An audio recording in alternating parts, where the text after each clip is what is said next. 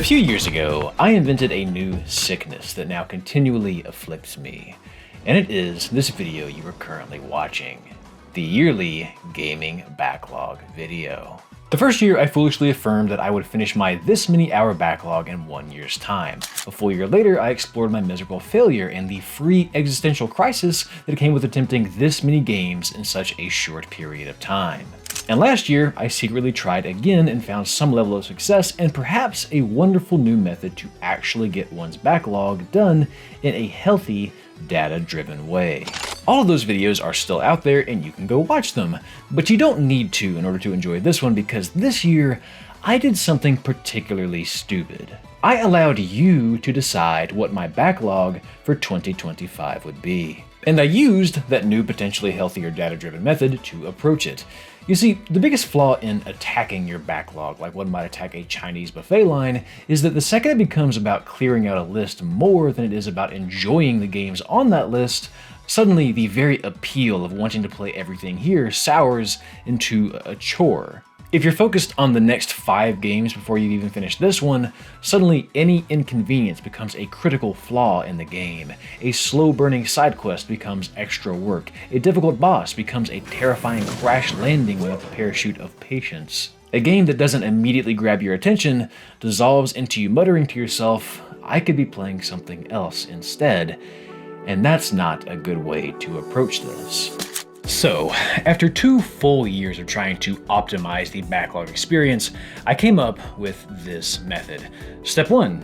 You don't really change much about your gaming habits. Maybe you make it a priority to play a little more in your schedule, but ultimately, you don't try to play everything in a big hurry. Step 2. You record how many hours you're gaming each month and how many games you complete, /attempt, /don't finish, etc, etc. Step 3. After a few months of doing this, or heck, maybe even a year, calculate the average amount of hours that you're spending playing games each month and the average amount of games you're completing each month. Finally, step 4, instead of looking down a long list of games that you want to play, you can make a schedule. A schedule that looks something like this, which after 2 years of collecting data for these dumbass videos, I did. I found that I was playing about 41 hours per month and finishing about 2.5 games a month.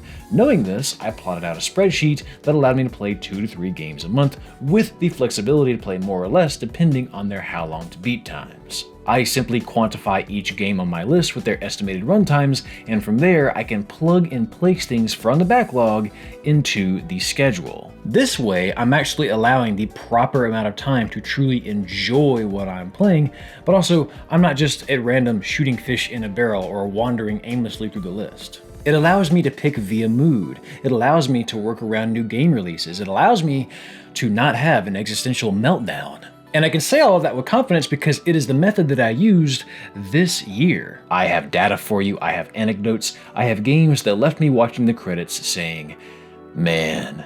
And I have my thoughts on the games you all voted for last year because yes, I did allow you all to vote for 11 games that I would have to work into the fold this year.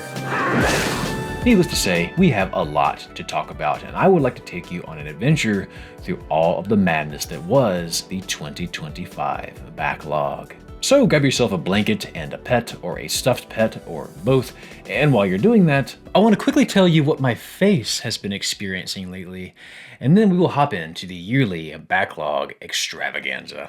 One thing that I think many of you really like about the backlog process is that I take the time to quantify how long games actually take and use that data to play more efficiently. I want to play smarter, not harder, and this is a philosophy that Henson shaving has taken to heart as well. In a clinical study, they found that typical cartridge mainstream razors, despite all the extra blades, actually cause significantly more irritation than their single blade Henson razors. Much of this seems to be due to a consistent lack of blade support. Basically, mainstream blades have too much bend or flex. Most razors will give you a smooth shave, but not necessarily a skin-friendly shave. In their research, they also found that 2/3 of men expect irritation when they shave, which is weird because the shaving industry has convinced us that more blades and more bend is a cure for this when the data suggests otherwise. Together, these points beg a disturbing question.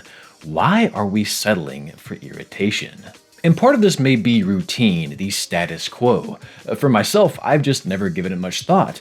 These are the razors being sold, so I'll buy them. Much like how we might approach the backlog, I think it's easy to just do what everyone else is when in reality a smarter and healthier approach is available. The Henson razor just might be that approach. You see, the truth is, even a cheap disposable razor will give you a decently smooth shave, but the trick is doing so without any irritation or razor burn or bumps. A healthy, skin-friendly, data-driven shave is what the Henson razor is made for. It boasts a single, firm blade held at an angle designed to reduce drag and tugging. If you're tired of irritation when you shave and you're ready to break your routine, use my link in the description and use code DarylTalksGames to get 100 blades free with the purchase of a razor. Thanks again to Henson Shaving for the sponsor. Now let's go back to December. As this month begins, I'm not entirely sure what the new backlog is going to look like. I do have a small backlog left over from previous years, but my plan is to prioritize the 11 games you guys vote for, meaning I don't know exactly where to start just yet. You see, I'm giving the video time to circulate and time for everyone to cast their votes. In the meantime, I think I've made the rules pretty clear to everyone. Vote for one game, vote only once, check this list first so you don't vote for something I've already played, and finally, please try and keep the estimated time to beat on these like 30 hours or less. You don't have to follow that rule, but I believe my words were, if enough people vote for like the Kerbal Space Program, I guess I'll indulge you. But yeah, please go easy on me. Oh, and for the love of God, don't vote for Kingdom Hearts. That is not a rule, that is a plea.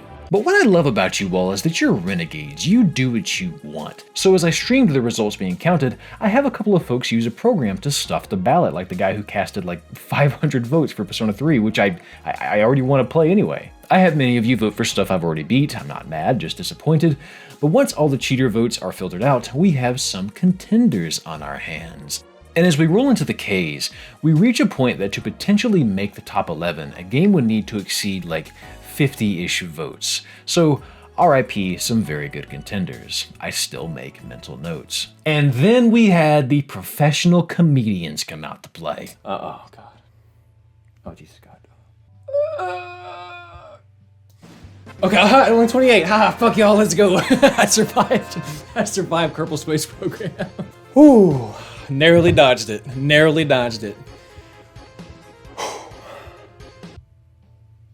Oh God, Kingdom Hearts.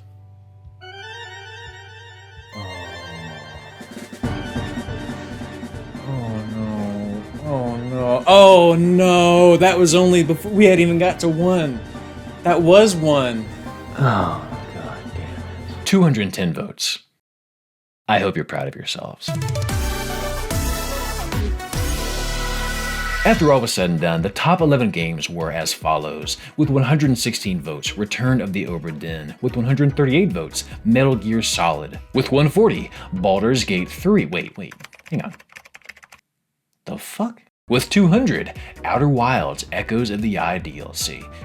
Kingdom Hearts. 213 votes for The Last of Us Part 2, 229 for Tunic, 254 for Cyberpunk, 289 votes for Bloodborne, 347 votes for Yakuza 0, and finally, 450 votes for Disco Elysium. What a lineup. I cannot wait to play each and every one of these. Thank you for voting. I will have these done by the time this video goes live. Now, elephant in the room. Daryl, isn't placing a time limit on your backlog bad? Didn't you just say this? Yes, it is bad. Do not try this at home. But you can watch me do it like you're entertained, right? Plus, 11 games is extremely doable considering I typically do like 30 or more in a year. Even if you add up the times to beat and then split them evenly over 11 months, it's just over 30 hours a month, which should be completely doable since I average 40. And if things do get tight, my intent is to prioritize just these 11 games. The new method provides flexibility for more games from my radar if there is time, and I think there will be, but if I can just do one fan game a month, I'll keep a perfect pace. And since December is already flying by, what other way is there to start this than by diving right into Tunic?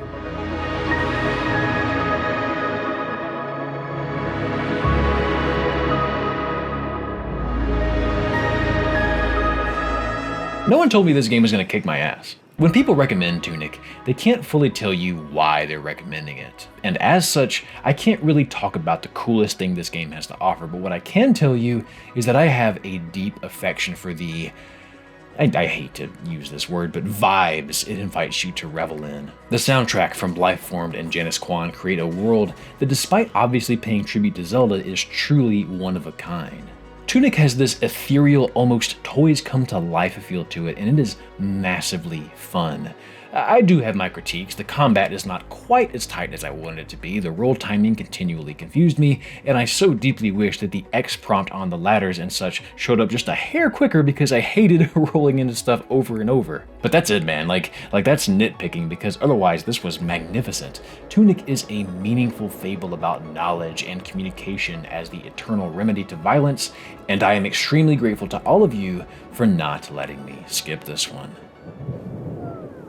Around the time I picked up Tunic, I decided to also begin a different game, a title that was on the original 22 last year, but I was informed it needed to be played in December, and that's VA11 Hall A Cyberpunk Bartender Action. I had a viewer once tell me, hey, you should start Valhalla on December 13th and play it one day at a time just before bed, and that's exactly what I did.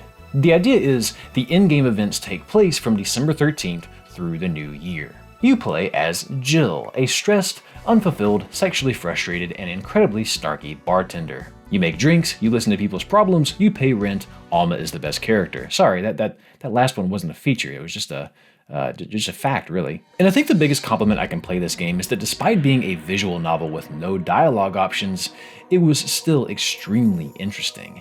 I take that back. I guess how well you make drinks affects how much people open up to you, but my point is simply that the subject matter here and how society is handling this hyper-technological age is fascinating. You have Dorothy, this android sex worker who tells you some of the insane things people are into and how the law handles her rights as someone who isn't, strictly speaking, real. You have Sei, an abundantly kind and compassionate cop who opens up to you about the difficulties and trauma of the job when society hates her. You'll run into an idol, belligerent office workers, live streamers, Jill's crush, all of this to music that is the sound equivalent of blackberries and passionate lovemaking under the moonlight. You've almost certainly heard a few tracks from it in my videos this year. Hell of a little game. I forgot that I liked visual novels. Maybe I'll play another one soon. Between the late start and the holidays, this is all I have time for this month, but I have one fan game down, which means I'm off to a great start. New month, so first things first, fan game. I think my experience with Yakuza 0 can best be described by this side mission. And forgive me, I don't have much footage from it, but I have the part that counts. Kiryu catches wind of a man who has a secret shop only accessible by a few select individuals. What is he selling? Weapons? Drugs? Clothes? Something else? It makes total sense to follow this rabbit hole and shop from this guy because it could be extremely helpful. So you ask around, follow lead after lead, go on a wild goose chase until you finally find out what the password is. It's this made-up word that has to be spelled correctly, and once you finally get it right,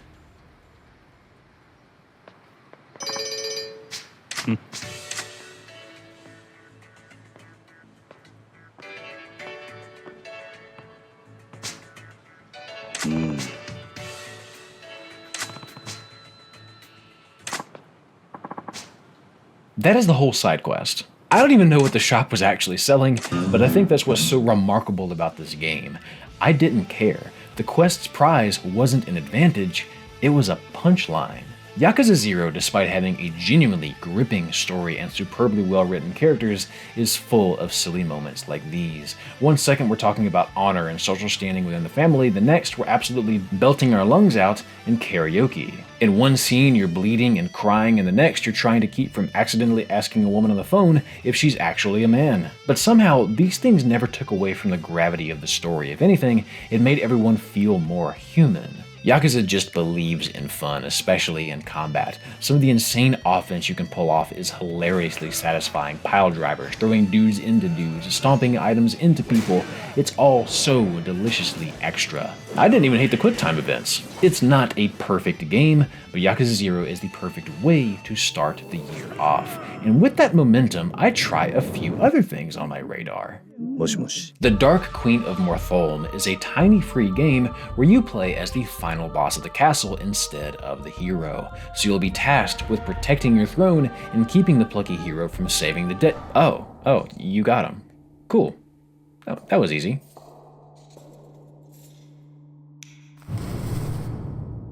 But the twist of this game isn't that you play as the villain, it's that like a video game hero, he will always respawn and come try to fight you again, improving every time. How you respond to this will shape the narrative. It's an eloquent commentary on perseverance, the fear of losing what makes you who you are, and being willing to start over even if you truly do lose it all. I can't recommend this one enough. Next, I kind of bounce off of Slitterhead, which has a wildly cool premise. Your spirit leaps from body to body, which creates some fascinating scenarios in combat or in traversal. Like, there's one moment early in the game where you realize that you can just ignore fall damage if it's no longer your body by the time it hits the ground. Gruesome consequences follow your ideas in this game, and it's incredibly unique for it. But story-wise, the game just doesn't really click for me. This is someone's game. I wanted you guys to know about it in case it's yours, but I had enough, so I moved on. And that's okay, by the way. One of the biggest lessons from a few years ago I learned is that you truly don't have to explain yourself if a game isn't for you. You don't owe it, or anyone, anything. Play it if you like, don't if you don't. Anyway, next it was on to, real quick, one thing I stopped playing this month was Pokemon TCG Pocket. And I didn't really put this on the backlog because, are you kidding me? But I stopped playing because I won. I won Pokemon TCG Pocket. I've peaked. I beat the game. Nothing will top this. Sorry for derailing this video to flex. Next it was on to MiSide, and right out the gate, you know that this is on some Doki Doki Lit Club bullshit. And I appreciated that the game knew that too. It doesn't waste your time. It dives right into the creepiness. I don't know why I'm doing this accent. I'm gonna stop now. Long story short, you get sucked into a mobile game where your waifu tries to kill you and take your soul. Other versions of her try to help you escape, but can you really trust them? I liked this one. It was spooky in all the right ways, fun in so many others. At times, it felt like a parable on what we expect in a partner and how we often box people into romantic stereotypes. At other times, it tried to illustrate how monotonous life is and really toyed with the fact that you're even interested in a game like this to begin with. There's a lot going on here, but January is a win all around. After knocking down 3 games, one of them being a fan game and also dropping what is probably one of the best videos I'll ever make, I am right on schedule and feeling like this year is going to be a breeze. I wonder if that will continue.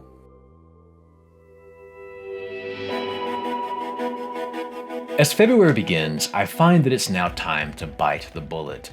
I've been avoiding Disco Elysium for multiple backlog videos now. Everyone recommends it. I'm told it's some of the best writing in gaming history. I've been told to not take it too seriously and imagine that it is a comedy. In doing so, I'll have an easier time. And that couldn't be more true, because what I think initially turned me off to this when I tried it 2 years ago is that it's just immediate obstacles. You can't remember who you are, can't remember what you're doing, you fail at so many tasks early on, and it's frustrating to play. But treating it like a comedy just unlocks something for me and allows me to play much more patiently. Suddenly the stakes are gone, and every little thing that goes right feels like a massive lead in this investigation. That feeling of being hopelessly unprepared plays gorgeously into the narrative because it allows every success to shine. It allows the tragedy of who you were playing as to feel in harmony with how you yourself are playing the game. It allows Kim Kisaragi to be one of the best partners I've ever had in a video game ever. Why did I say ever twice? I fucking love this man. Seeing your character slowly earn his pity, then his sympathy, then his admiration, and then his trust is extremely rewarding. And this is illustrated beautifully in one late game moment that I won't spoil, but it completely melted my heart. The characters across the board are super complex and endlessly fun to interact with. Revachol itself feels like its own character. The architecture, the people, the sounds, the ocean, everything about it makes it feel incredibly worn, like a town that does in fact have an extensive history. When you weave its mysteries in with the murder you're trying to solve and the past of your character that you're trying to unravel, Disco Elysium becomes this enchanting web that grabs your attention and never lets go. Thank you all so much for making me play, and yeah, this is one that left me thinking, man.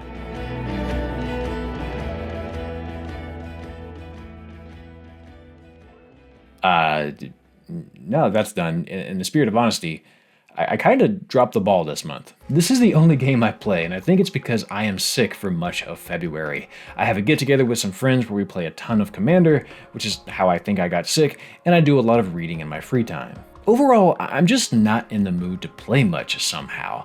But that's fine, and I think this February is an important lesson for you if you're trying to develop a schedule to play your backlog just like this, because it truly is a ballpark of time we're after here. There are going to be down months. They should drag down your monthly average. You're trying to capture things as they are, not how you want them to be. This is a mistake I made year one when I thought I was playing all of this in 12 months.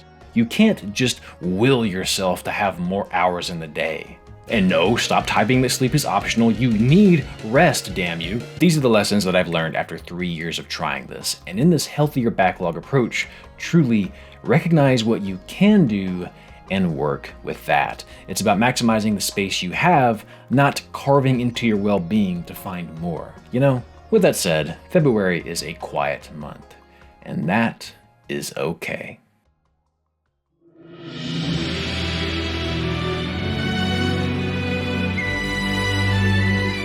From a numbers standpoint, March is a much more productive month for the backlog as fate would have it, and I'll just show you the number. I played 56 hours in March, a massive rebound from February, the most productive month of the year so far, well above my 41 hours a month average.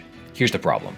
40 of those hours are spent on Monster Hunter Wilds. I have the same relationship with this game that Donkey had with the dragon in Shrek. Fear, followed by reluctance, followed by arousal somehow. For years, I wanted nothing to do with this franchise. I was never a dinosaur or a monster kid. I was a robot and spaceship kid. While you were watching Jurassic Park, I was watching the the Mask of Light Bionicle movie. But sure enough, when I finally let the homies talk me into playing, I have a great time.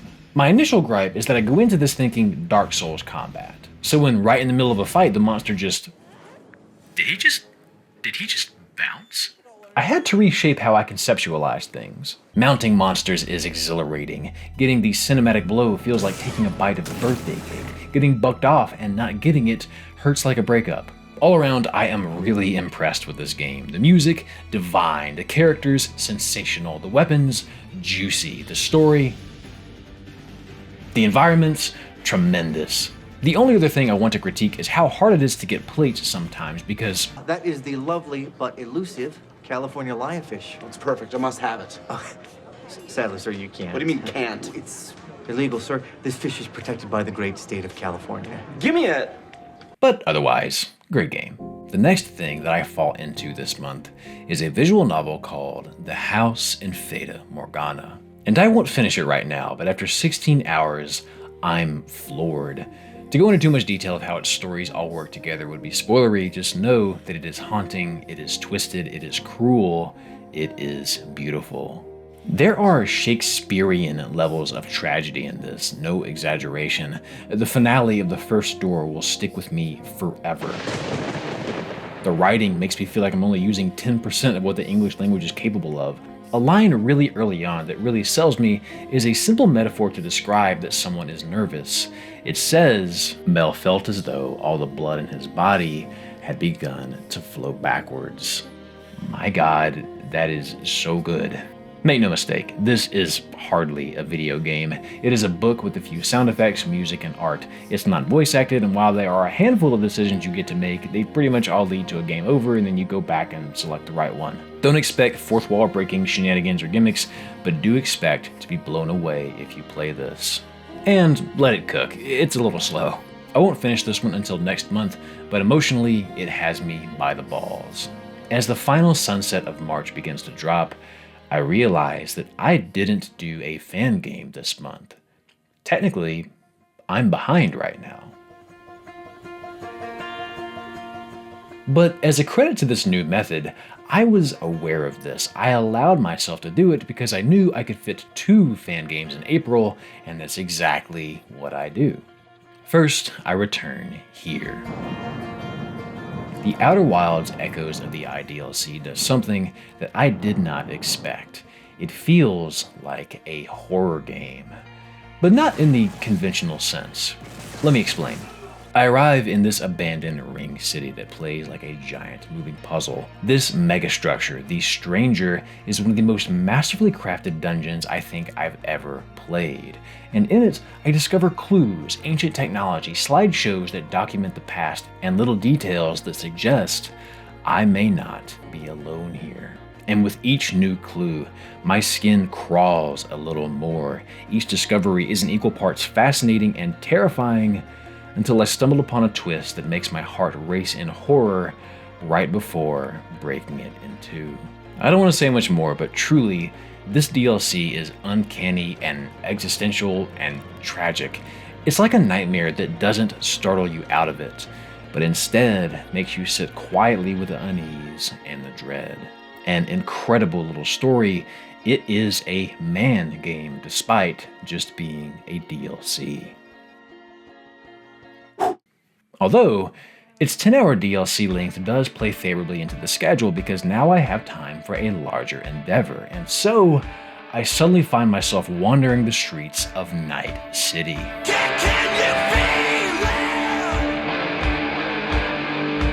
In case you missed the memo and only know Cyberpunk 2077 for the abysmal launch that can only be topped in terrible performance by the 2025 Cowboys defense, they fixed this game. As of 2023, Cyberpunk is good now, and I mean really good.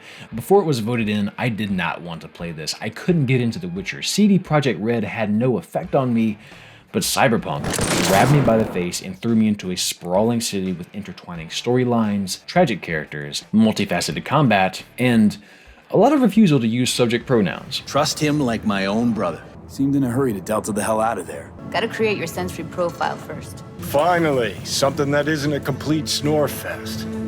Could binge watch this all day if I had some popcorn. Why can't you people say I? Brace yourselves for this, but I've never played Grand Theft Auto. This is my first time playing an open city game.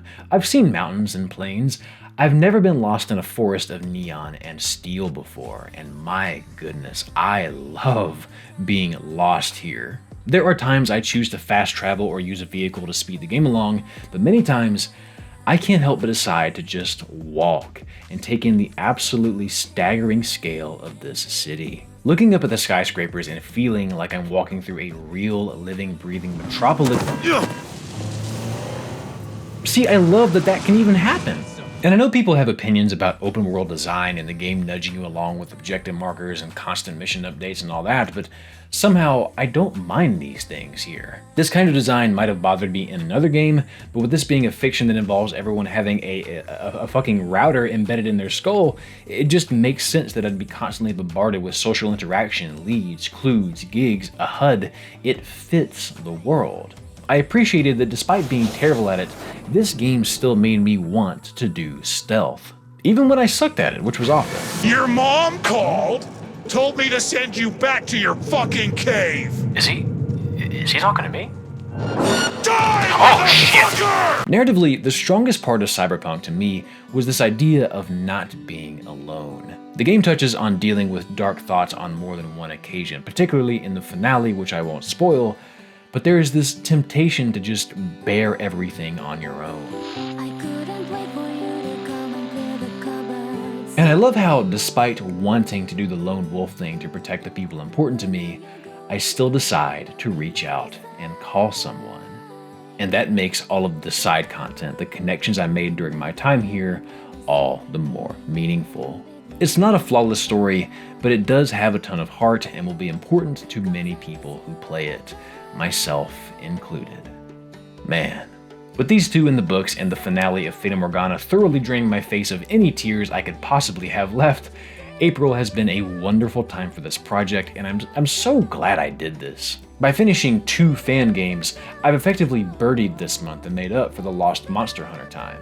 I'm right back on pace. All I need to do now is coast into May with a little discipline and...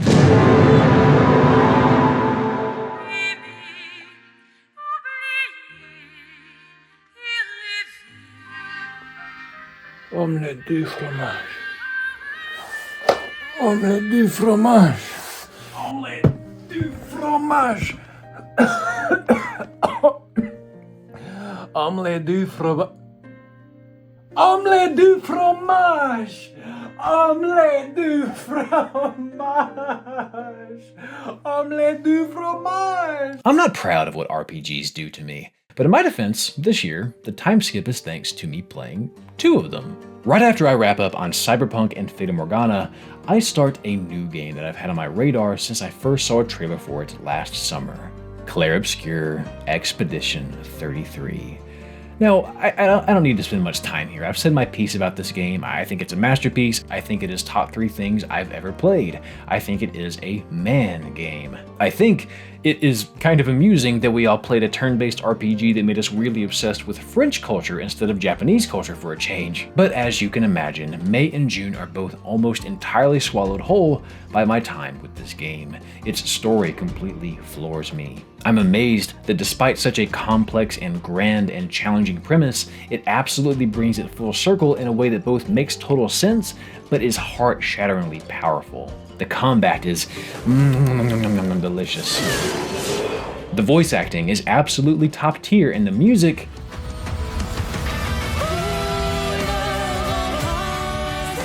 Omelette du fromage! Across May and June, I do 40 hours of this, 26 hours of another game I'll come back to in a bit, and 18 hours getting through most of Final Fantasy VI. I won't finish until July, but FF6 is... oh my goodness gracious. I've only played 4 FF games, this, 7, 10, and 13, and while I think this is top 3 for me right now, I get the feeling that once I play the rest of them, it'll still be top 3. In many ways, this game feels timeless. It's 30 years old, and yet the battle system is remarkably fun and balanced. One way it surprised me is that I expected to be overwhelmed by the number of characters available. I usually have 3 to 4 favorites in RPGs, and then I never swap up my party, but regarding the dungeons that make you do multiple parties, despite dreading them, I actually look back on them extremely fondly. They forced me to try characters and synergies I otherwise wouldn't have messed with, trying the Setzer dice with the Master Scroll to get 4 rolls instead of 1. Watching Gogo copy Gao's silly rage techniques, it was awesome. I hated Realm and Strago in battle until I didn't. I appreciate that the game forced me to get creative. The story felt pretty vanilla in my mind. It doesn't do anything that felt overly ambitious. Same with the characters. These are stories and tropes I've seen in plenty of other settings. But I appreciate that. It never tries to do too much, and although it feels cliche at moments, which made Kefka such a great villain because he even pokes fun at this, it works for me. It never tries to overcook things. It never tries to get gimmicky. It just sticks with what works and then does it well. Celez is my favorite character. Gao is my goat. I suplex a train. And I tear up when Terra lets her hair down at the end. I don't know why. Awesome ass game. And I think my reason for playing it is another reason that May and June were kind of a flop for the fan backlog, because I pick up FF6 after feeling inspired from the Final Fantasy set that releases for Magic the Gathering. Some of you know I'm a massive MTG fan. I love playing Commander, I have since high school. And Wizards making a set that allows me to build a Tifa Commander deck where I can take a disrespectful amount of extra combats has me feeling like I've been granted a wish upon a star. During this 2 months, I spend so much unreported time building new deck lists, playing drafts, trying to find the cards I want cheap, opening a Buster Sword on stream. Just look at this fucking art. Cloud looks so diesel here. It's an incredible set. This isn't what this video is about, but I feel like it's important that I articulate and monetize my excuses for why in these 2 months I tackle exactly 0 fan games. My pace is now gravely wounded, and I am 2 fan games behind schedule. It's not the method's fault, by the way. It has the flexibility for new game releases. I play over 40 hours each month. This is just me being distracted by games you guys didn't vote for. But maybe that's okay. Maybe I'm not sorry about that. Maybe I can and will catch up. Maybe this was still an unbelievably fun start to the summer for me, and maybe it's not over.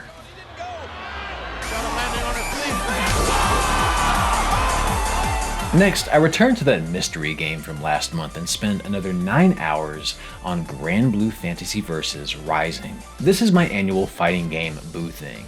Although this one doesn't have near the spell on me that Street Fighter and Tekken did in previous years, these numbers are tame by comparison. I like it. Arc System just continues to impress, and I think the biggest thing that sells me on this game is how well they do the anime style. Some of these attacks and finishers are absolutely gorgeous, and the whole thing is so easy on the eyes before you even get to the blistering combat. I decide to main Beatrix for some reason I can't seem to place, and she is just this little bottle of lightning to play as. The frame advantage and moveset of Soul Bad Guy, the unpredictability and diabolical corner pressure of Cammy, a command grab headbutt that is both adorable and hilarious. It literally hurts her too. Somewhere in there I spend 8 hours polishing off FF6 and another 3 on Lush Foil Photography Sim, a game that lets you explore these beautiful places on Earth and simply take pictures. I really can't say enough good things about it. However, I need to have a very honest discussion with all of you. This is the third backlog attempt, and for many of you who have seen the other videos, you might notice a pattern here. Summer arrives, I go into a slump, and instead of playing what I need to, I get lost grinding a fighting game. I've never disclosed exactly why that is, because it's kind of odd and a little personal, but this year, I want to give you a peek behind the curtain and share something kind of beautiful with you. A yearly tradition that my friends and I began in 2021 is a summer get-together. Around 14 of us all split the cost of an Airbnb. Everyone flies or drives in. We pile into a house for a long weekend and hold our very own fighting game tournament. It has become known as the Lobster Tank Invitational Tournament. Okay. Why is it called that? Well, I'd have to disclose like 8 years of our Discord's lore for that. But the LTIT has essentially become a holiday for all of us. We do a different format each year. There are individual events for a belt, there are team events for a trophy. We play fighters, we play Mario Party, we play Commander, we play pool. It's a different lineup each year, but it is always a blast. You better shut them RB lips up, it's my turn. The year that the backlog got derailed with Street Fighter, that was LTIT 3. I won in grand finals after almost blowing a 2-0 lead. And it's over! Fucking go! He denies the hug and the handshake. At LTIT 2 in Smash, my friends Jack and Jesse went to Game 5 of Grand Finals, and it ended like this. You cannot make this up. So summers often get quite busy for me because I'm grinding for the LTIT, trying to make sure I'm in tournament shape for multiple games. I didn't track these hours, but I played a lot of Smash in May and June. It didn't pay off, but it did in Grand Blue. I won my matchup and got my team a point. Daryl does get the confirmed. But also, the LTIT is a massive creative outlet for me. Each year, I treat it like the Super Bowl and make a new logo. I make prize cards for the events. I make a hype reel. I make everyone WWE-style walkout videos. Everyone sends me the song they want, and I make their video around it and include their mains, their highlights from previous years, their accolades, and some inside jokes. Once the event arrives and they get drafted to one of the two teams, their video plays, they stand up and go pick up their event gear while everyone claps or talk shit. It may sound like a chore for me to make these, but it's actually a delight because since they're not being put on YouTube, I get to make them using copyrighted music, which is something I never get to do. I even have the idea to make a fake walkout video this year for one of my greatest accomplishments in life. Who the fuck is Carrie? Carrie these nuts, bitch!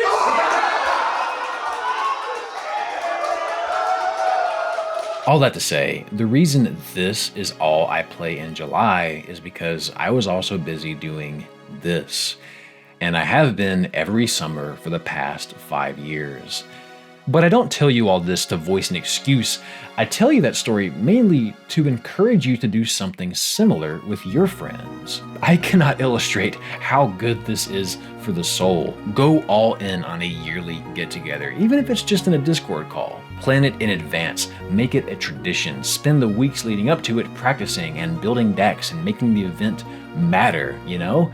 Get creative. Because as incredible as finishing games and finding the stories that leave you feeling inspired as you watch the credits roll, there's something to be said about spending time with the people you love and making memories that leave you feeling inspired on the trip home. So go plan yourself a man weekend.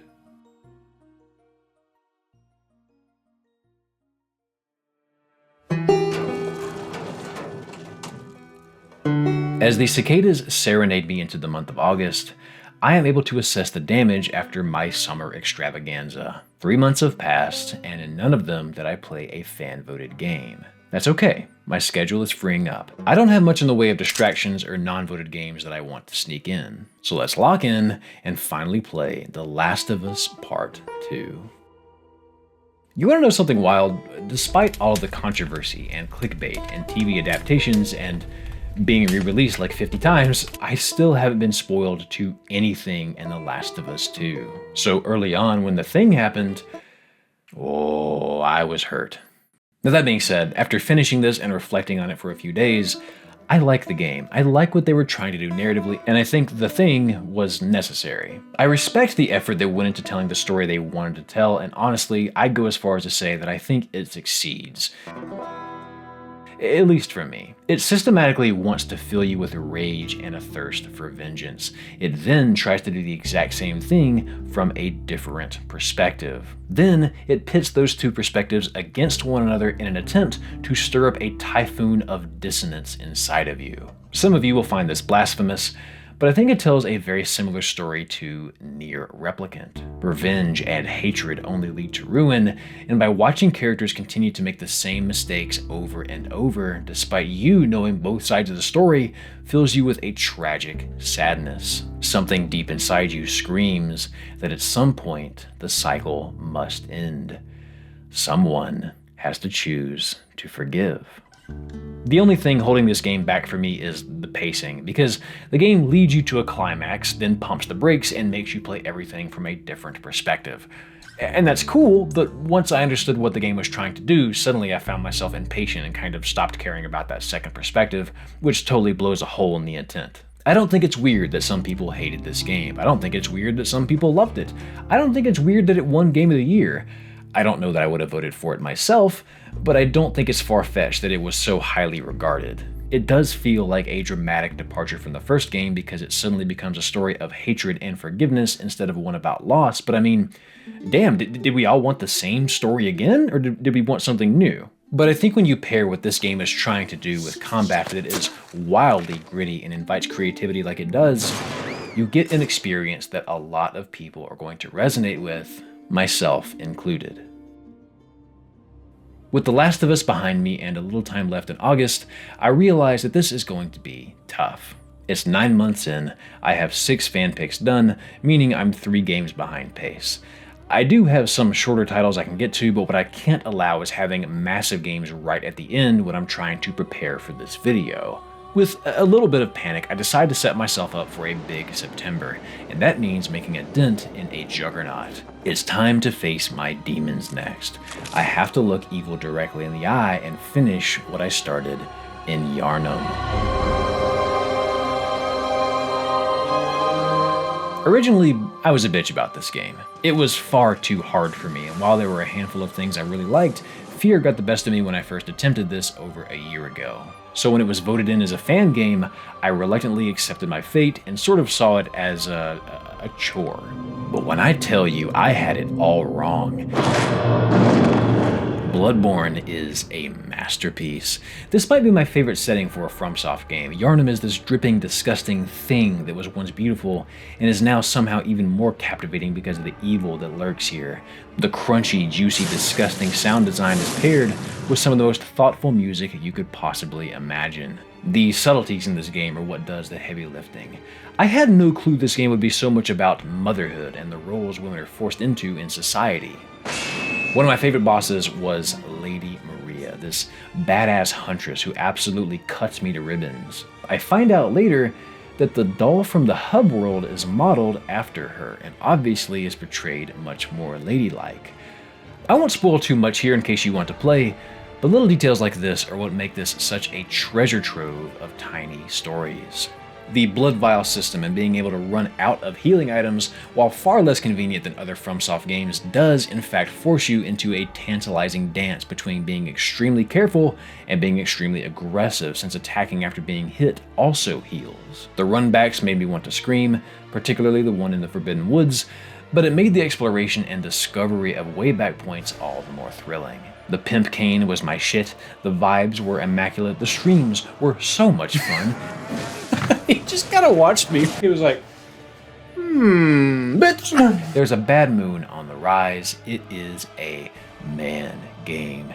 And I'm not even done with it yet. But I do get more of this done in August than I expect. I should be able to wrap it up in the first part of next month and immediately hop into the next few games. I need a big month, and luckily, September is looking like a very favorable opening on my calendar. No!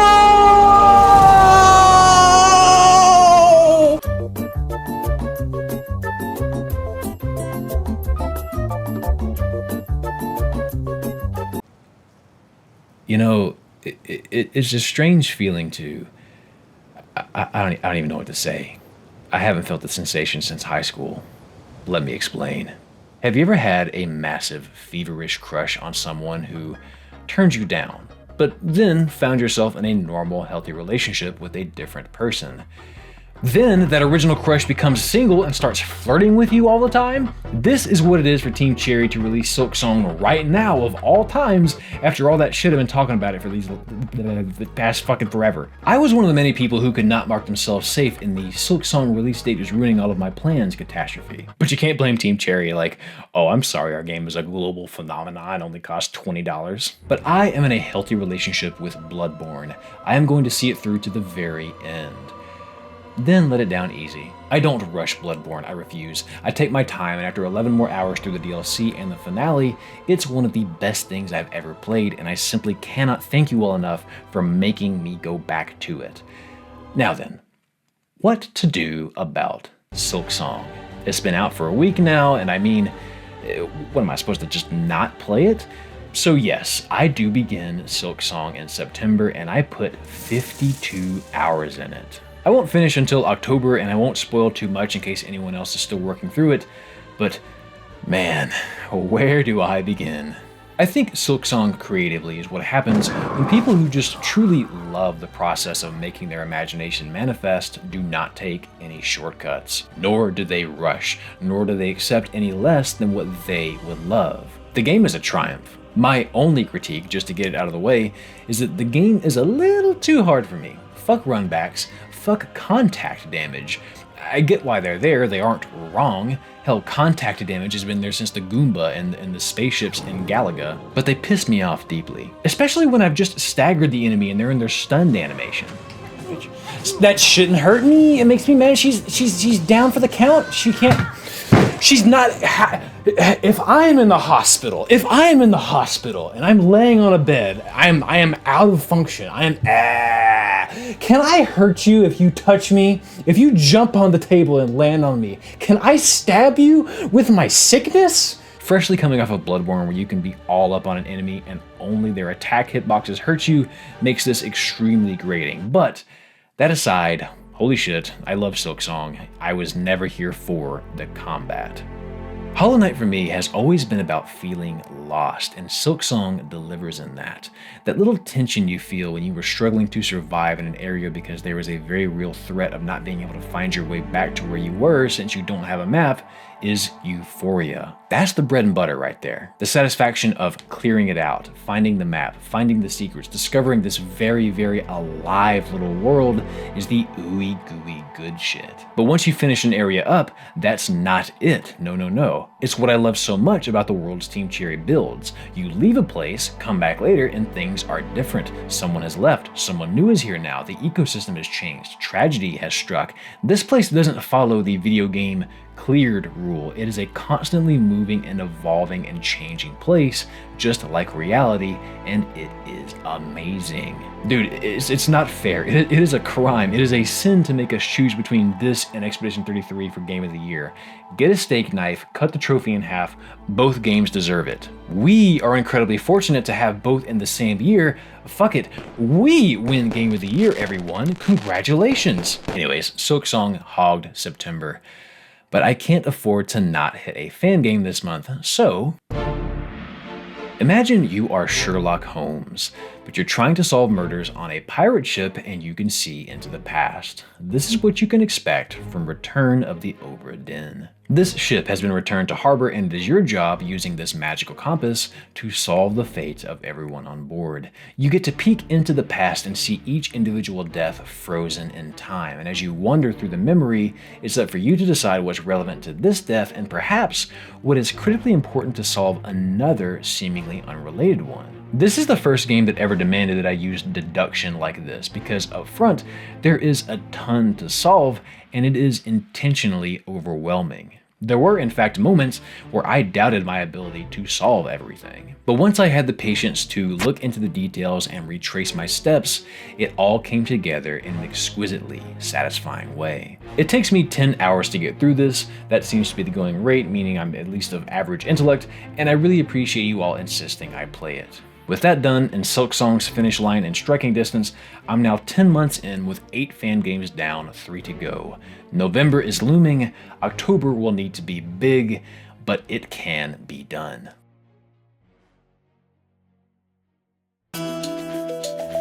Late September into October is an infuriating time for me because there are so many big releases I cannot touch right now. Silent Hill F, Dispatch, Chronos, Borderlands, Final Fantasy Tactics, Hades 2. Damn it, she's so cool.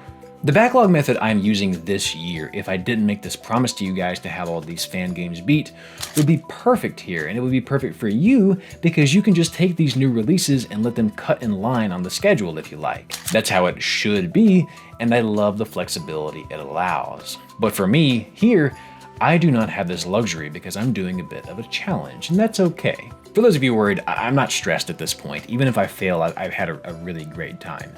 So, while I'm in the process of finishing Silksong, I begin the next fan game on the list. I think the reason Metal Gear Solid is voted in is because many of you know that I have never touched a Hideo Kojima game. I thank you all for changing that. This game being a PS1 title is somehow both glaringly obvious and incredibly impressive. It is far ahead of its time and yet also lacking the polish that its controls and enemies and difficulty desperately needed. But fuck all that, Metal Gear Solid is awesome. I was not prepared for Snake to be this womanizer badass, but here he is dropping one-liners and hitting on literally every pretty face in the game. I just didn't expect a world-class designer of military technology to be so cute.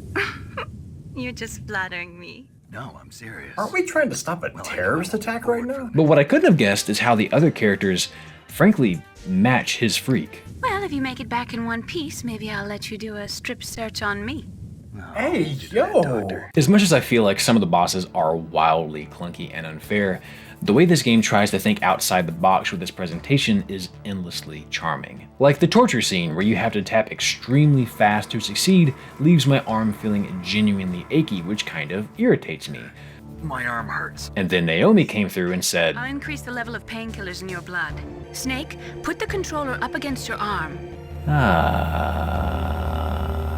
I also have the pleasure of finally seeing the Psycho Mantis bit we all know about firsthand. The game is cool as hell, man. It's just so clever and goofy, and yet also kind of disturbing at times. Though I find the whole genetics as a metaphor for fate, while your actions can break that fate, to be kind of lovely. It kind of reminds me of something. It's like one of my Japanese animes. that's where this line comes from? So yeah, Metal Gear Solid is a flawed banger that I can completely see how people have become strangely obsessed with, and I'd love to dive deeper into the franchise and play the other games and see what the hell this whole thing is about. Anyways, after 11 hours of Metal Gear Solid, it's time to wrap up Silksong, which... oh, I was not prepared. What have I done? Those stream VODs are out there if you care. I spend another 28 hours in this final act, and then I'm at capacity, man. The month is just gone. I have time to sneak in one quick spooky game for Halloween. It's a game called This Is Not Your House. It's like 30 minutes long, and it's okay. It doesn't quite do it for me, and that's fine. But with October, Silksong, and almost all of the fan games finally in the books, I turn my attention to November. I can do this, but this is my last chance.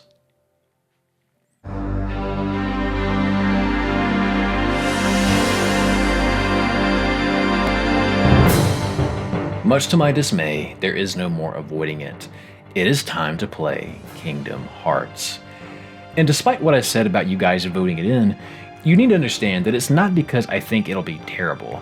It's because this is the franchise we are talking about here, so if God forbid I like it, well, this is an iceberg that I may drown trying to swim down. So, I go in with my heart closed. I refuse to get too into this game, and I refuse to care about the lore or even try to understand what is happening. Here's a clip of me feverishly reading Ansem reports right before the final act. It occurred to me, could they be the darkness in people's heart? Also, you see what's happening to me? You see how I'm slowly becoming obsessed? This is what I didn't want. I didn't want to become obsessed. I didn't want to fall into this vortex. You just gotta believe in yourself, that's all. I don't need a weapon. My friends are my power. Kingdom Hearts is a game that I am furious to say that I really, really loved. The game is dated, it shows its age. It's a 2002 game and it's from the era where camera controls were still wonky. High ledges didn't have those invisible walls that keep you from falling off in combat. Motherfucker. And dialogue is weirdly paced and dubbed. And as much as I'd like to immediately start shitting on the combat, believe it or not, there is actually a pretty good bit of depth here. I like the dodging and the blocking and the stupid noises Donald and Goofy make while they fight. I'm not super big on the menu being in combat and having to hunt for a potion while you're about to get hit. I know the quick keys exist, but you know, honestly, it feels realer than like in Tears of the Kingdom when you can just pause, have a 5-star steak dinner, and then be fully healed. It was so bizarre for me to see these Disney characters mixed in with Final Fantasy characters. It just was. This was from an era before Fortnite crossovers and before studios would allow the Avengers to happen. So seeing a whole story-driven game from so long ago that kind of respects the characters from both franchises is uncanny. I would have liked to see more from the Final Fantasy cast, but I think that's what some of the side stuff and the secret boss stuff is, which I'll be returning to once I have more time after this project is done, god damn it. How? How the fuck did this game with its cringy vanilla friendship plot armor bullshit get me so invested? Maybe it was the music, maybe it was the tragic ending, maybe it was the, oh my god, she's crying. Oh my god, she drew the fruit too, but Sora doesn't know! Maybe it was seeing Mickey at the end. Why did I get so hyped when Mickey fucking Mouse showed up? Why? Why? Why do I like this game? Jesus Christ, I'm doing everything in my power not to boot up Kingdom Hearts 2 right now. Obviously this game sucks in small doses, but for some reason I just love how they went for it. Did you know this whole franchise was an elevator pitch? Ansem isn't cool. He wants to be Sephiroth so bad. Put a shirt on, you fucking knockoff. If this bitch says darkness one more time, I'm gonna swim to Japan and steal all the toilet paper out of Nomura's house. I hate you all so much. Man.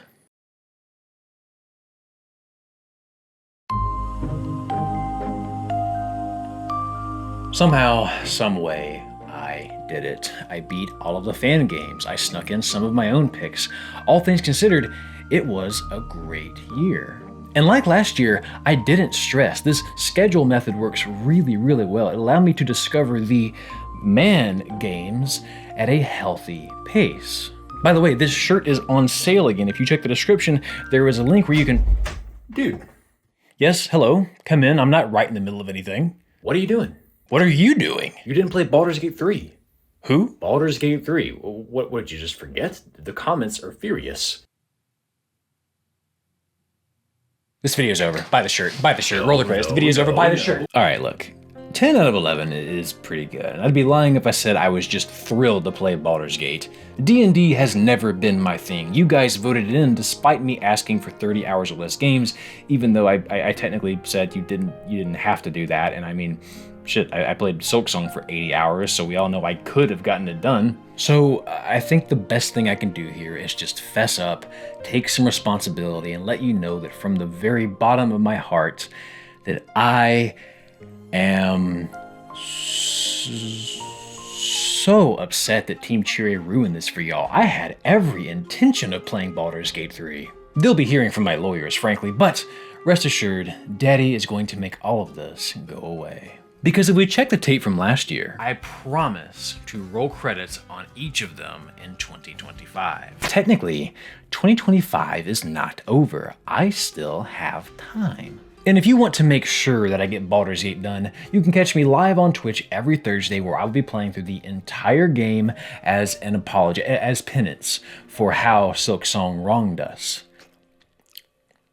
Anywho, but if I can be very genuine with you here for a moment, I want to first of all say thank you all so very much for voting these games in.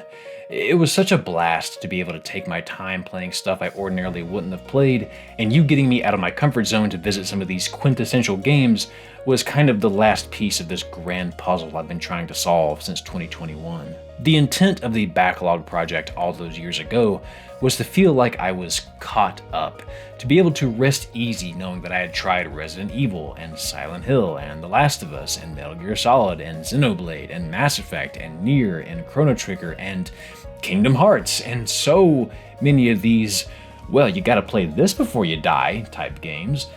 That way, I can just focus on new stuff or the occasional sleeper that I might have missed. And over the past 3 years, I think that mission is accomplished. For the first time in my life, I feel caught up with where I feel like my gaming experience should be for what I do for a living. So I guess what I'm saying is, 4 years later, the Backlog project has worked. I feel finished. Truly finished. I mean, I have like 3 or 4 games I'd like to play right now, and there will always be more games on the horizon, but I no longer feel like I'm behind or feel like I'm missing out. Now it's just on to the next adventure, you know? So I guess in a moment of peace, I would like to tell you that there is hope. You can surge through your backlog. If you take your time and you do it at a healthy pace, there is an end of the tunnel. But that doesn't mean the trail ends, because when you burst out the other side, there is still a gorgeous, sprawling road ahead of you, just waiting to be traveled. Which brings us to 2026. What is the twist for next year? Especially since I only have like 3 or 4 games that I want to play at the moment. Well, recently I had a fan ask me, hey, do we get to vote for what games you play again in 2026? To which I responded, how did you get in my house? Please leave or I'm calling the police. Unrelated to this, I've decided that next year I will not be allowing you all to ruin my life again, and instead I will be focusing on a different problem. You see, I'm caught up on all of the how have you not played this game yet type games, and now I'd like to turn my attention to this. The weird titles that I have heard whispers about over the past few years. Stuff I've been emailed about by indie devs. Stuff people have suggested I check out on Steam. Games that are flying under the radar. Games that people are not talking about enough. And yes, I would love recommendations in the comments. There is no vote for 2026, but that doesn't mean you can't speak up. The mission next year is to find these games, the weird shit, the cult following subreddit explosions, the stuff that's gonna make for good video essays next year, you know? I wanna find and play that stuff, while as always maintaining the flexibility to play things on a whim or let new games butt in line. That is how all backlogs should be, so I'll certainly be using this scheduling method once again.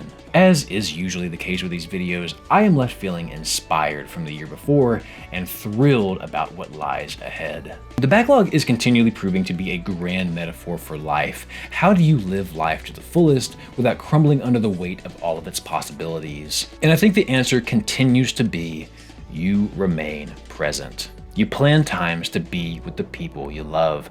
You budget your time such that it's not wasted doing nothing, but you never ever allow a planned nothing to feel wasted. Take your time, live on purpose, go all in, take it all in, especially in the moments when all you can think to say is, man.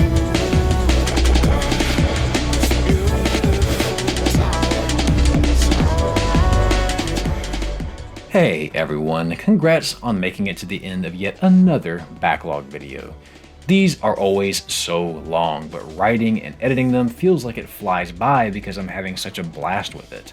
These are my favorite videos to make each year. I really look forward to making them. I hope you got a kick out of this one, and as always, I truly cannot thank you enough for making them possible. If you liked this and it's your first one, there are other backlog videos. Go give them a watch. Like the video, share, subscribe for more like it, and if you just can't get enough of the show, consider supporting me over on Patreon. For $1 a month, you can get access to bloopers, editing live streams, creative input, weekly updates, and your name in the credits like you see here. A colossal thanks to this month's featured patrons: Mikhail Klekotsky, Fanton, David Parrish, Bunnett, Seasick Turtle, Benson Lai, Kura, and Top Hat. Thanks again for watching, everyone. It was one hell of a year. Take care and have yourself a damn good one. There's no fucking way. I just found out that the guy who voices Ansem Kingdom Hearts is fucking Billy Zane, the dude from Titanic. I'm fucking gone, dude.